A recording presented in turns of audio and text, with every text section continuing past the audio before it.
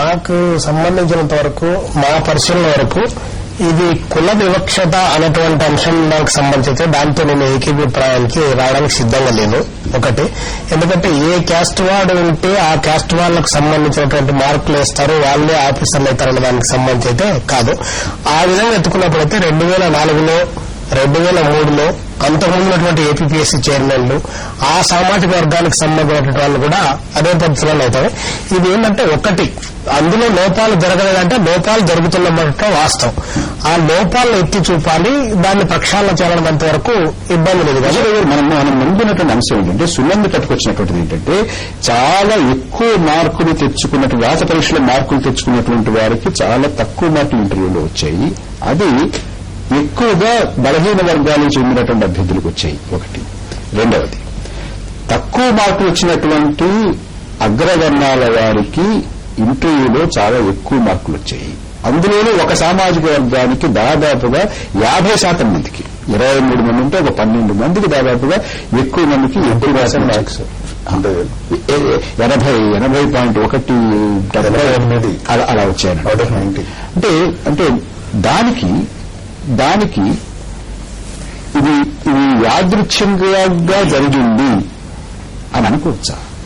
ఇప్పుడు వాస్తవంగా అక్కడ దానికి సంబంధించి ఒక సామాన్య వర్గం అంటే ఆల్మోస్ట్ అని ఇప్పుడు మనకు కనిపించేది ఏపీపీఎస్సీ చైర్మన్ గారే కనిపిస్తారు సార్, కనిపిస్తారు అందులో. కానీ ఏపీపీఎస్సీ చైర్మన్ కు సంబంధం లేకుండా మిగతా వాళ్ళ ఎక్స్పర్ట్స్ వస్తున్నారు, ప్రభుత్వ ప్రధాన కార్యచేత నియమించినటువంటి వాళ్ళు వస్తున్నారు, సబ్జెక్ట్ ఎక్స్పర్ట్స్ వస్తున్నారు, కమిషన్ బోర్డు మెంబర్స్ ఉంటారు. మరి వీళ్ళందరి పాత్ర లేకుండా ఒక చైర్మన్ గా ఉన్నటువంటి వ్యక్తే దానిపైన వేయడం అనేటువంటిది అది సాధ్యం కాదు. కాబట్టి ఇందులో ఏదో ఒక అంశానికి సంబంధించినటువంటి కొంత ఉన్నటువంటి వాస్తవమే ఏది తప్పులు జరుగుతున్నాయి. 2004లో నాకు ఒక ఎగ్జాంపుల్ నేను చెప్తున్నాను.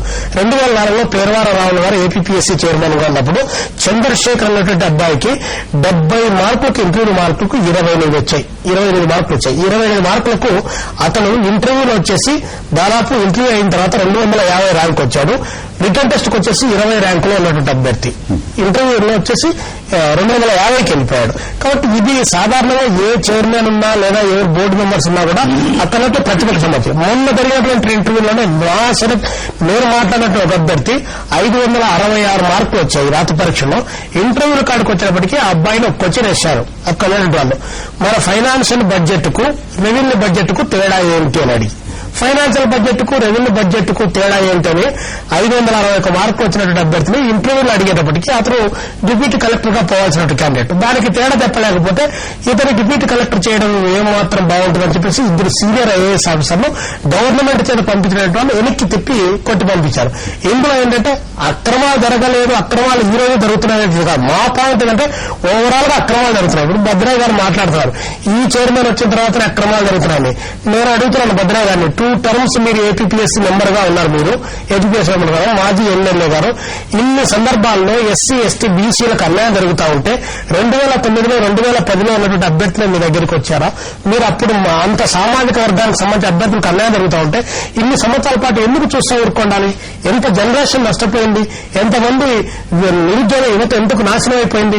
కాబట్టి అలాంటి సందర్భంలో ఇప్పుడు మనం బయటకు వచ్చాం కాబట్టి బయటకు వచ్చి మాట్లాడి ఏపీపీఎస్సీ పైన బురద జల్లడం అనేటువంటిది ఒకటి. ఇప్పుడు సునందకు న్యాయం చేయాలి, సునందకు జరిగినటువంటి అన్యాయం ఏంటి, సునంద ఏ విధంగా ఇంటర్వ్యూ అటెండ్ అయ్యాలి? మీరు చెప్తుందని అర్థం చేసుకుంటే ఏంటంటే రాత పరీక్షలు బాగా చేసినటువంటి వాళ్ళు ఇంటర్వ్యూలు బాగా చేయాలని లేదు, అక్కడ చతికిల పడచ్చు.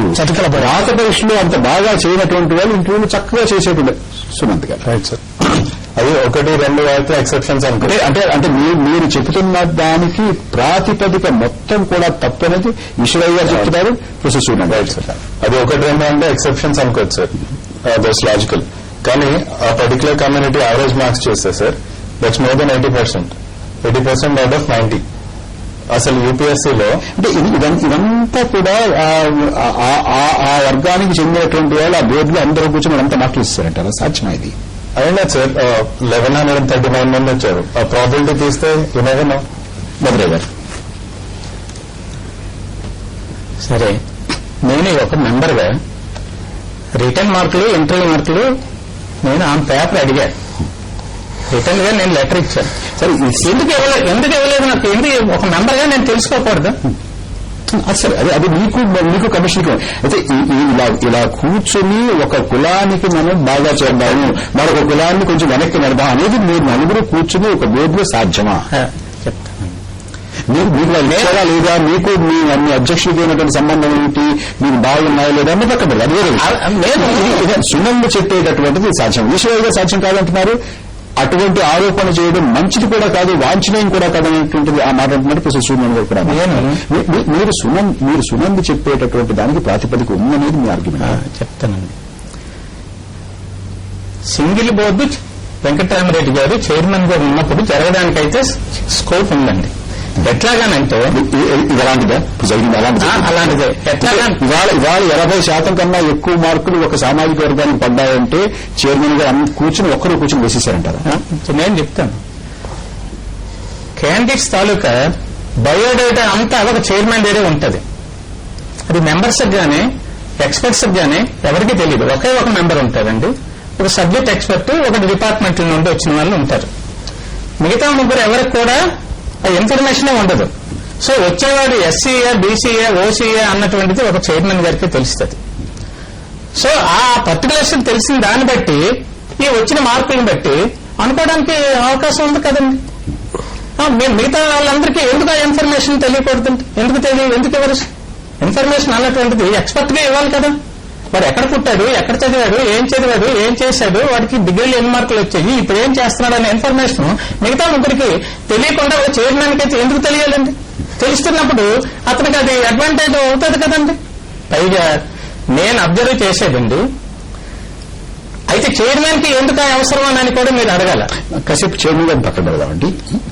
ఇప్పుడు సునంద్ చెప్తున్నటువంటిది బోర్డు ఆ రకంగా చేయడానికి వీలవుతుందా మీ దృష్టిలో, మీ అనుభవంలో? ఆ మార్కులు చెప్తున్నాయి కదా వీలవుతుందేనని. ఈరోజు ఈనాడులో వచ్చినటువంటి మార్కులే చెప్తున్నాయి కదండి. పైగా నేను ఇన్ఫర్మేషన్ అడిగితే ఇవ్వలేదు అంటే అందులో ఏదో సీక్రెసీ ఉన్నట్లే కదా. ప్రొఫెసర్ సూర్యన్ గారు, ఇప్పుడు అది సునంద్ దగ్గర చాలా అథెంటిక్ ఇన్ఫర్మేషన్ ఉంది. అథెంటిక్ ఇన్ఫర్మేషన్ ఉందంటే సమాచార హక్కు చట్టం ద్వారా సాధించినటువంటిది. భద్రయ్య గారు ఏమంటున్నారంటే ఇలా జరగడానికి ఖచ్చితంగా అవకాశం ఉంది. ఆయనేమో బయట నుంచి సమాచారం తెచ్చుకుని ఆయన అంటున్నారు, లోపల నుంచి విషయాలు తెలిసినటువంటి భద్రయ్య గారు అంటున్నారు. ఇప్పుడు 1100 మందో 1200 మందో ఇంటర్వ్యూకి వెళ్లారు. ఎన్ని బోర్డులు పెట్టారండి? అప్పుడు 2 బోర్డులు పెట్టారు. 2 బోర్డులు పెట్టినప్పుడు ఒక బోర్డులోనే చైర్మన్ గారు ఉన్న బోర్డులోనే వస్తాయి తప్ప 2వ బోర్డులో రావడానికి లేదు కదా. అతను తప్పు చేస్తే 2వ బోర్డులో రావడానికి వీల్లేదు, ఒక బోర్డులోనే రావాలి. తర్వాత వీళ్ళు 1200 మంది క్యాండిడేట్లలో 7 9 పర్టికులర్స్ ఇచ్చారు అంటే మిగతా వాళ్ళందరికీ బాగా వచ్చినట్టే కదా. 1200 మందిలో 8 9 10 మందికి తక్కువ ఎక్కువ వేరియేషన్ రావచ్చు. కానీ ఇందులో వేరియేషన్ కూడా చాలా గ్లేరింగ్ గా ఎక్కువ తక్కువ ఉన్నాయి. ఈ ఇచ్చిన 10 మెంబర్లలో తక్కువ ఎక్కువ ఉన్నాయి. అది కాకతాళీయంగా వచ్చిందా, చెయ్యాలని చేశారా? అంటే 2 బోర్డులోనే, ఒక బోర్డులోనే భద్రయ్య గారు చెప్పిన దాని ప్రకారం ఒక బోర్డులోనే వచ్చే అవకాశం ఉంది కానీ 2వ బోర్డులో వచ్చే అవకాశం లేదు కదా. 2వ బోర్డులో అలా చేయరు కదా. తర్వాత ఈ మార్కులు ఇవన్నీ అంతమంది ఉంటుండగా చేసినవి. చైర్మన్ గారు ఒక్కరూ చేయడానికి వీల్లేదు. అంటే ఈయనంతా వాళ్ళ మీద కూడా రావాలి, అదర్ మెంబర్స్ మీద కూడా. ఆ కమిటీలో ఉన్న మెంబర్స్ అందరికీ రెస్పాన్స్ అదర్ మెంబర్స్ పైన రావాలి, ఎక్స్పర్ట్స్ పైన రావాలి. అదర్ మెంబర్స్ బోర్డు మెంబర్స్ ఎవరెవరైతే మరి వాళ్ళందరూ కూడా ఒకే సామాజిక వర్గానికి ఇప్పుడు ఎలాగవుతారు? ఒకే సామాజిక వర్గానికి చెందిన వాళ్ళు ఎలాగవుతారు? ఎవరెవరిలో చీఫ్ సెక్రటరీ ఇద్దరు నామినేట్ చేస్తారు. వీళ్ళ కమిటీలో ఉన్న వాళ్ళు ఒకరిని. మనం మరొక చిన్న విరామం తీసుకోవాలి. విరామం తర్వాత మరింత లోతుగా చర్చలోకి వెళ్దాం. ఇప్పటి వరకు కూడా మనం ఏపీపీఎస్సీ నుంచి ఎవరైనా వారి పక్షాన మాట్లాడతారేమో అని ప్రయత్నం చేస్తూనే ఉన్నాం. ఇంతవరకు ఎవరు అందుబాటులోకి రాలేదు. మనం విరామం తర్వాత వస్తారేమో ఆశిద్దాం.